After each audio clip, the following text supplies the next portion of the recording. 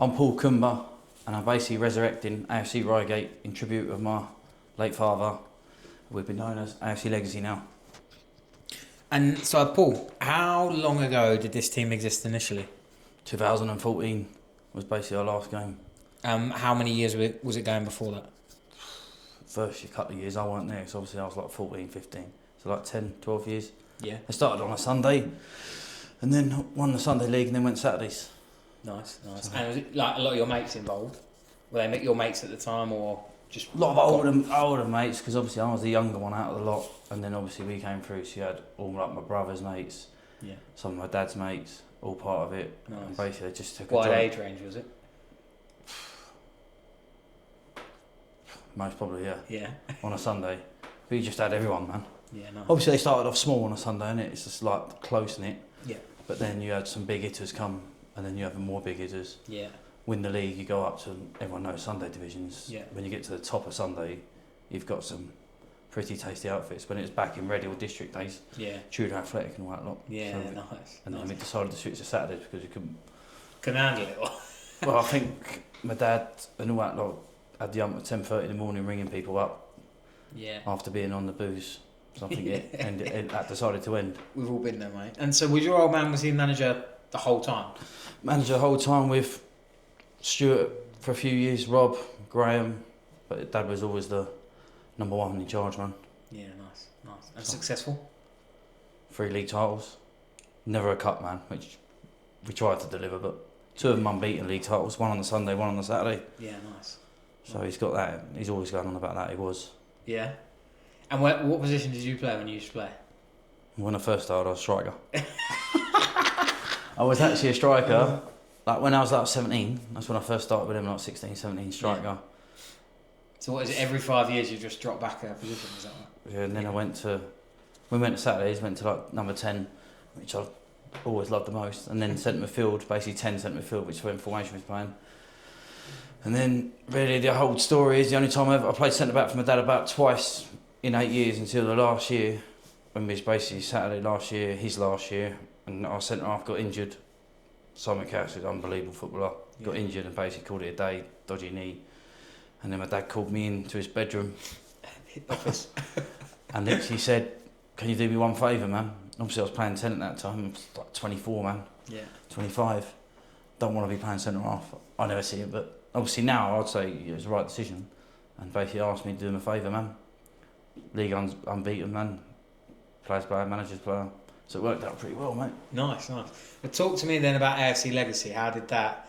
So we'll talk first about like how the logo, colours, that kind of stuff came around. So it's very... when I look at it, it's very Chelsea. Is that because your dad was a Chelsea? Well, literally the logo is as identical to AFC Reigate, but it was obviously black and orange. Well, AFC Reigate was AFC Woodhatch before, and then obviously we changed to AFC Reigate because we went with Woodhatch, Reigate Hill together, so we combined the names.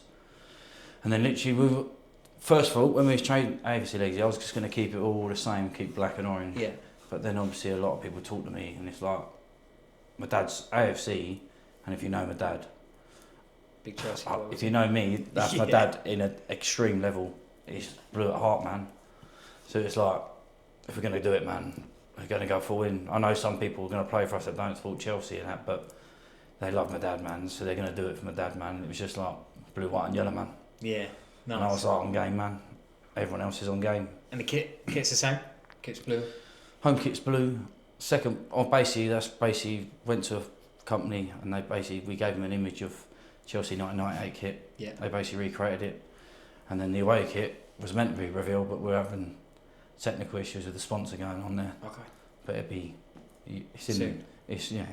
Keep your eyes peeled, yeah? It's like, basically it's off another Chelsea kit as well. Yeah. So basically they just took from a Chelsea kit and basically transformed into us. Yeah. So hopefully everyone wants to play them. Yeah. And you got to like Chelsea for that time in. But that's my dad, man. He was. Yeah. I'm Chelsea, man. People know me. I'm fully blooded, and I'll go die on the hill. Chelsea, man. He's on another level to me, man. Yeah. Did he go often to watch Chelsea? He's season ticket holder for like 30 years, man. And then obviously kids come along. Yeah. And then they get older, and it's like time's up, man. Innit? You got to. And then obviously he took over AFC. Yeah. He went up a few times Did you go with him? Did you go after him? So that's one of the things, obviously. Well, the last game I ever went with him was, I think, off the top of my head, whether I'm wrong or not, is Chelsea. Was it Chelsea Tottenham? Was it? No, Chelsea United. Yeah. Man United for Palmer hat-trick. Was it? Yeah, Chelsea win. So you got to see that with him. Well, so I was there with him. In his later days, he's older, man, he's fragile, he had arthritis. He said no night games for me, but... Yeah, fair. But man, I watched stand for games with him, been up the bridge with him enough times, man. That's a big thing. Like, for me, one of the things I never got to do with my old man was go watch Liverpool. One, because it's far away, but two, obviously, he died when I was 13, so never really got the chance, so... It's touched, like, you'd say...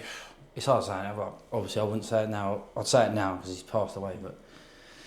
You take the moments for granted, man, do you know what I mean? If you told me then, mate, when Palmer hat-trick against United, that I would never watch another game with my dad. Yeah. No, even, mate, watching it on telly, man. Or even seeing a text from my dad, like... My dad's brutal, man. If we're 2-0 down, he just texts me, no night, man, and stuff like that. Yeah. It's them the little ones, man. Especially Chelsea, more than anything, man. Yeah.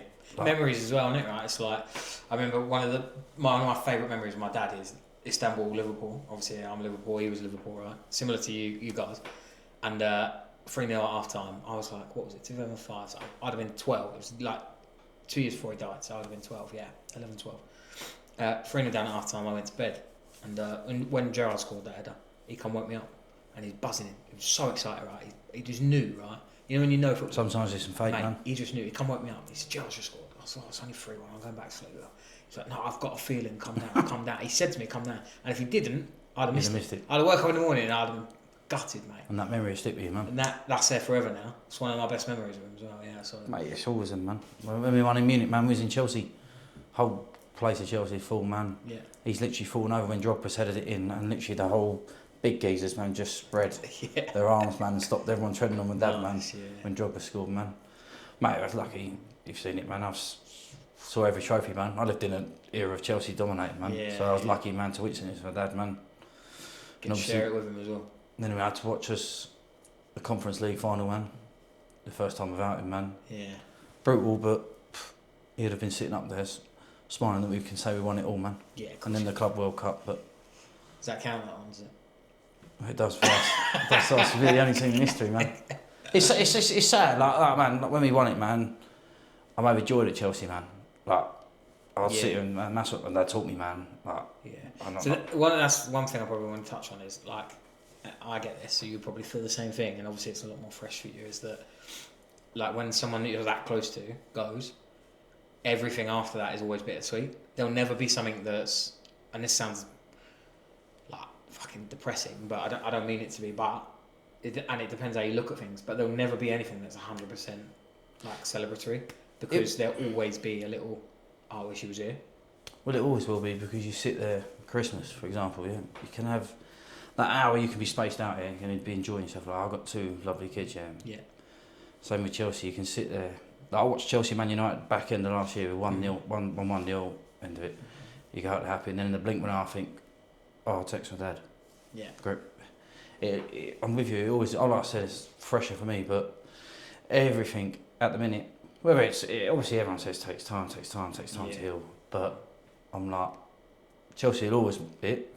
Family stuff's always it, but there's always that memory that he's not there, Dad's not here, man. It's a hard one. Just start an AFC, for example. It'd be the most exciting man ever, man. Whether he decided that I wanted to come back and manage, or he says I'll come and watch you. Yeah. But that's why you're doing it, mate, isn't it? That's why you're doing it, and that's the whole point of it. And whose idea was it?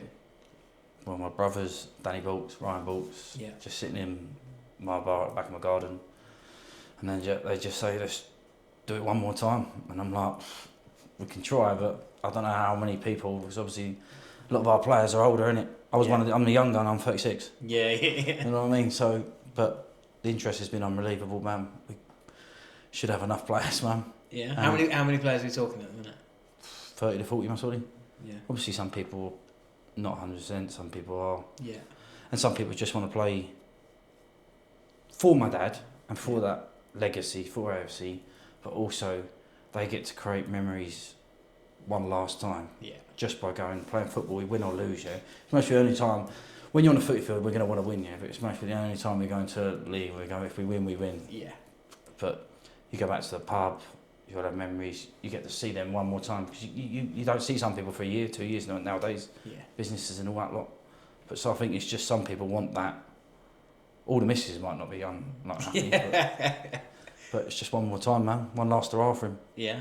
And what's the plan? Is it just a season? Is it longer than that, or see what happens? There is no plan. I think it'd just be one season, man. Yeah. I don't think you can. The players we got. Some might go. Just say we win the league, for example, we win a cup. People might go, let's go one more. But it's like, how far can you push it, man? Before 10 people say, 20 people say they can't. And I don't want to like fold. Yeah, but what would the appetite be to be like? Say, end of season comes, right, and I don't know. Say you get the bug for it, and you think, right, maybe I'm not going to play next year. Maybe we started this for Dad, and maybe we continue it in that vein, but we take a little bit of a twist on it and say, actually, cool. There's enough interest for younger local players who want to take this forward as a 100%. As long as it was like youngers, like we got a few youngsters now that want to play here, so they're going to most probably, some of them have played adult football, yeah. So they most probably, you know what it's like. Yeah. You get the bug, man. When you start to play every Saturday and all that lot, the bug happens, man. So they might, and they're going to feel at home because they're playing with people they know. So they might go, we want to carry it on, and they go, we can get this, this, and this. It just all depends on, obviously, my brother and Big Lee are managing it, whether they want to stand or they say we step aside, someone else manages it. I'd love it to move on, and other people, just random people, man, who have maybe had a loss in their life or are struggling in their life. Yeah. That'd be I'd love it if someone, not that they've lost someone in life, but if they came to me and said, oh, I've lost my dad, for example, yeah. I'm not saying I can help him through it, yeah, because I'm struggling. Do you know what I mean? I've been through it all, man. I don't know when I'll recover from it, but it'd just be lovely, man, that he's seen our team and socials and he says, you know what, let's give him a go, man. Yeah. And then he brings a few. I'd love it, just as it's not just open to people that was played underneath my dad. It's open to anyone, man. Yeah. Like we're just one big family, man. As well, right? And it's a bit like it's almost like therapy. Like we were talking, obviously, off camera earlier about how sometimes it can go either way. Like sometimes football can feel like therapy, and it takes your head off of it, and for 90 minutes you think about nothing. But then sometimes, depends on your character. Sometimes you get there and you've had a bad game or one bad touch, and your head's gone. You know, your head's gone. So, but it can be therapy for a lot of people. So I think having it is really, and talking about it, it's really important. I think it gives people, some people might be alone in life, and it gives people purpose, man. Yeah. They can turn up and they got 11, 15, 17 geezers there that they can talk to. Obviously, men, the thing is we don't speak. Yeah. I'm one of them, yeah. Oh, mate, it's hard. It's the first time I've spoke, man, about my dad, man. Yeah. Since I spoke at his funeral, man. So I can't sit here and go, everyone should speak, because I don't. It's hard as well, right? Because, like, obviously we've both been through similar things, but the difference was, for you, you're a man when it happened, fully grown man, right? So there's an expectation on you. For me, there's no I didn't have that expectation. I didn't experience that because I was 13. So no one expected me to be able to talk and express and look after people and stuff like that. Whereas, I guess for you it's different. So like, how have you found, like, at home, obviously with kids, stuff like that, right? As men, as dads, when stuff happens, you put yourself bottom of the priority list. We just do it naturally. So how have you found it since your old man died, trying to cope yourself, as well as, you know, look after other people who are suffering, as well as then, you know, running the family and looking after your kids? Well, I'll be honest, I've always gone through life, like, I'm fine, man. Like, I'll be honest, man, I've never hit, like, and struggled or anything, yeah. Never really, I've lost my granddad and that lot, but never, like, to an extreme. So I thought, when my dad was going through it, we found out he had cancer and then died in a month. I thought, you know what, I'll be alright, man. First couple of months you go back, but then I was only going one way. I was struggling, and I didn't talk to anyone, yeah? So I was struggling at home, not talking to my missus, not talking to my mum, not talking to my brother. Still being there for my kids and all that, but I'm not present. Like, I've got two youngsters, It's the hardest for me out of, like, I'm not saying, like, my two youngsters, man, don't get to see me like I've had 35 years with my dad, I'm lucky, man. I can call him my dad, I can call him anything, I've just two kids, man. One was 1 and 2, and it's like, so my heartbreak and heartache's always been for them. Always for me, it's like my dad, but I always struggle to deal. I still now, to this day and age now, and I most will ever struggle for the rest of my life, because I feel like I do get jealous, man. Like now, I never used to, of people that can say they're their dad, but Like my two little ones, man, Yeah. can't. And I've got, Willow remembers him. I've got a 1-year-old son, man, that had a great bond with my dad. But I'll always have to go, that's my dad. Yeah. That's my dad. And then I struggled and I stand it up and say, man, I had to go to counselling, man. Yeah. And there was no other route, man. Like I said, I was struggling at home, but the owner said I can't get through to you or talk to you or anything. So I'm happy to admit on account of that. And to be fair, I've done counselling, finished it in like December. Man, I still break now, yeah? You know what I mean? Like, yeah, of course. I've only just finally realised now, like, it is okay not to, like, I never believed in that, man. Yeah. But I do actually, like... I think the thing is, it's one of these things, right, where you have to go through something like this for sometimes for that to land, right? Because I was similar, like I say, obviously I was younger, and then growing up and stuff, you go through phases of life, right? Yep. For me, the moment wasn't until after I'd had my eldest. And I had this picture in my head. I'd always wanted to be a dad. I idolise my dad, so he's always been on a pedestal, right? And I was like, when I grow up, when I'm a dad, I'm going to be like him. My kids are going to idolise me. This is going to happen. You have this perfect vision in your head, and if it doesn't come out like that, sometimes you question things. Yep. And that was it for me. Is I remember, it sounds such a stupid story, but we was taking Logan to Sea Life Centre in Brighton, and I had this like lovely family day in my head planned, stuff like that. Got there, he hated it, screamed the whole time, just kept trying to get out of the buggy and stuff like that. And I lost it. I like pushed the buggy to his mum. Went and sat in the car for an hour. I said, "You take him out. I'm not doing this." Went and sat in the car, and I remember sitting there thinking, "This is not the dad I want to be. Like my dad would never do this. Why am I like this?" And that was the point I got counselling, and a lot of it then comes out, and it's like actually a lot of it is linked to losing your dad, right? And until that happened, you don't know. And then you speak to someone about it, and then the thing is, what happens, right, is you speak to someone, and then pennies drop constantly. Like you're talking, you think, "Oh yeah, that makes sense," or "That happened to me," or "This happened." Yeah, it's like that's why I think it's just so important. And even if it's not like, you know, the standard counselling route where you go and talk to a counsellor, there's so many other forums out there. So I joined this online forum of dads that were struggling, basically first-time dads that were struggling, and the power of knowing that there's other people going through the same thing was huge for me. Like, it is, because there's always going to be someone else out there who's going through yours. You know what I mean? There's loads of people before me that's lost their brothers, sisters, dad. Like my missus lost her brother, yeah? Mm. Obviously, I didn't really know him, so I didn't get her pain. Yeah. And like you said, until you're put in that situation, everyone says it, you'll heal, you'll be alright, just give it time, yeah? I've said it to people that have lost their parents or brothers or sisters and stuff like that. But until it's thrown in your face, you don't realise, man. Nah, it's and one thing I think over time I've learned, and you'll learn, is that you'll never heal, ever. You'll never heal. The heartbreak and the upset and the pain will always be the same. The difference is you learn how to cope with it and manage it better. That's what I'm trying to do now. Yeah. And that happens over time, mate. And the thing is on that, what you need to remember as well is, one, it's still fresh for you, but two, there's no timeline on that. There's no timeline that's correct, right? You can't look at someone else.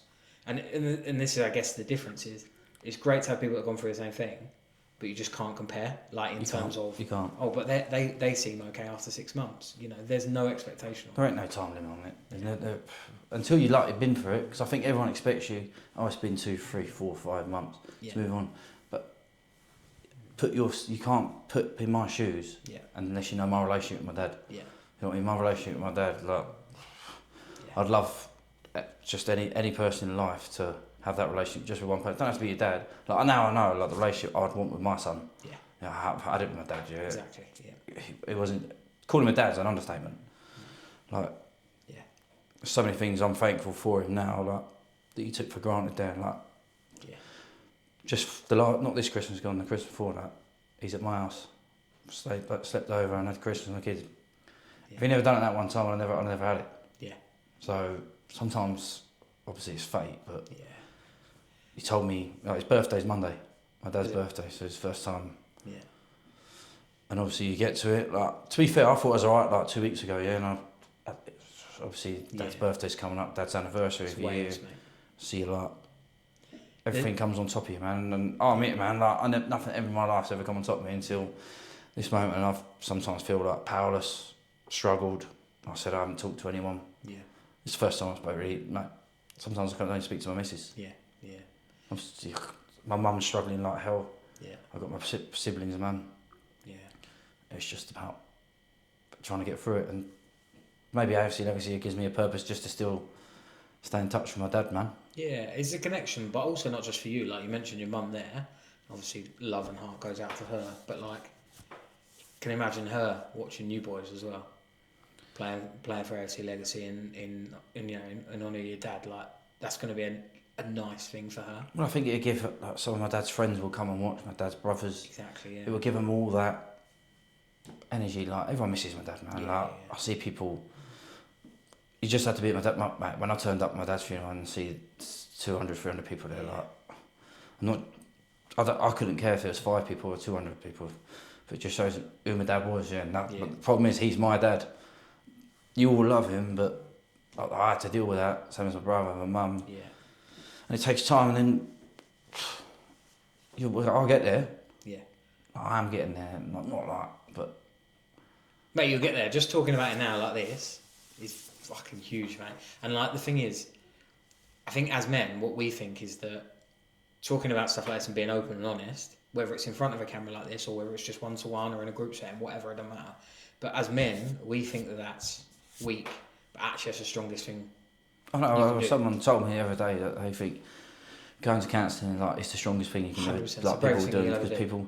Like I'll be honest, I was never one of them people in my whole life, man. Yeah. I always just think you just shrug it off, man, and move on, man. Yeah. Like most men doing it. Yeah. But I wouldn't say that no more, man. Like I said, to you, since my dad 10 months, man, I've realised the whole different ball game because I bottled it all up, man, and it didn't work out well for me. I stepped away from football I played football since I was 6. So 29, 30 years. Yeah. I stepped away for 4 months because I couldn't physically concentrate on it. I had to basically rebuild, man, and try and make sure my home life, my work life, everything was in place to go back and then come back to this AFC. As much as I love football, this will always be my home, man. Yeah, good man. And then just one more question on your dad. So obviously you mentioned cancer and stuff. What type of cancer was it? What do you mean? What type of cancer did he have? Was it lung cancer, throat cancer? Oh, throat. Throat cancer, yeah. Literally. Was it quick? Literally, my dad was struggling. Like, went on holiday basically this time, 12 months ago.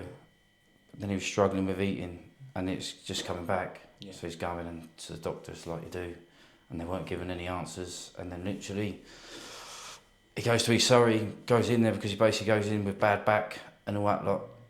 Basically, at the start of March, and then March the 6th, man, I'm at work, literally, and I get a call, come back. We've got other families with the news, and then obviously they tell us they have cancer, but no one tells you how bad or how long. Like, someone tell me, man, like, but that, 2 days before that was my nephew's birthday. It was basically like my last proper day with my dad, man. Like, because when you get told you get cancer, obviously it does something to you, innit? Yeah. I could feel it with my dad and all that lot. And then literally 6th of April, 1 month to the day, man. Was he in hospital the whole time? Or? He was in East Surrey, came out for a few days, and then basically got put to Guildford. Yeah. They tried things, obviously they say things. I don't know whether they knew when he walked in there. Yeah. No one sees the scans. I don't know, I'm not a doctor, but it's brutal, man. I know people can say 2 years you're living it, but if someone offered me 6 months, a year, 2 years to tick off one thing on my dad's bucket list, I'd have ticked it off. 1 month, man. I basically watched my dad be a shadow of himself, not even him, man, having conversations. And then he comes round towards the end and like says at the end game and be like, this is it, man. Like, I sat in that room and watched him, and it just replayed over in my head. Like, one of the last things. Only my family would know this, man, and I'll front it up and say it, man. One of the last things my dad ever said to me, man, like one-on-one, was, I'm sorry, I'm not there to see your kids grow up. And you're like, I'm not sorry. You're not sorry to me, man. Like, I'd love you to be there, man. And I've always wanted it, man. Like, I've always wanted to be a dad, and him be my dad. Yeah. So he's their granddad, but time weren't right for us, man. Yeah. Then just to wrap up, let's move back on to AFC Legacy. So, when's the start? How's it looking? So we start next season, is it? Next season we got a league meeting in March. Yeah. It's basically to confirm that we can get in the league. And are you allowed, does everyone know what league you're going into? We haven't chose. We're in Mid Sussex, but we haven't chose the level. Yeah. Obviously, we got some very high level players, and then we got some very. So it's Be polite. Do you know what I mean? We can't Yeah. say we're going to go into. Say for example, go into Div 1. We could turn up one week and turn someone right over, and then the next week get turned right over. It's not good. We're just there to enjoy it. Do you know what I mean? We're not. But we don't want to win every game 15-0. Yeah. So it's just a counterbalance of where we put ourselves. Okay. Cool. And it's just the main thing. It's just about enjoying, and every memory will be about my dad. People call him the gaffer. Yeah. And about AFC. Everything about the club so far. Yeah. That we're released. It's just about him. Nice. Cool. And then just a message, anyone that's seeing this and maybe wants to join, play, anything like that, what's the best way to get in contact with you? You can just message me, my brother, who's Darren, Danny Balks, Ryan Balks. You can just message us, man. If you ain't got a football team to play for and you want to play football, man, you don't have to be any good, man, or it could be unbelievable. Yeah, you can just want a place in life, man. Just want to meet new friends or be somewhere on a Saturday afternoon, man, that gives you purpose in the life, man. Just join us. Or if you are struggling, yeah, you've lost something or you're dealing with something that football's a good way to, man, deal with it, man. And like I said, there's enough geezers there. We got a 17-year-old playing for us, and we're ranging, I don't know how old they are, 45, 46, 47. Yeah. Like, we got some of the OGs back, man. So they'll all be there, man. And you got some young face. I get to play with my nephew, man, that I thought I'd never play with in my life, you know what I mean? I've hanging it up. I never thought he'd play football. So I get to play one more season with him, man, and go, do you know what I mean? And hopefully get him into playing the bug. And hopefully some of his mates play and some other people. I'd love for some random people to come down and go, I'm struggling in life, or I need a place in life. Yeah. This is the place to be, man. Wicked. You can just be part of AFC. Send it there, mate. Thanks for opening up, mate. I think fucking fair play to you. It's not even been a year yet, so I think to front it like that and have the bollocks to do it, go to counselling, sort it out, and then come and speak about it on camera, try and help other people, mate. Hats off to you. Try, man. Hats off to you.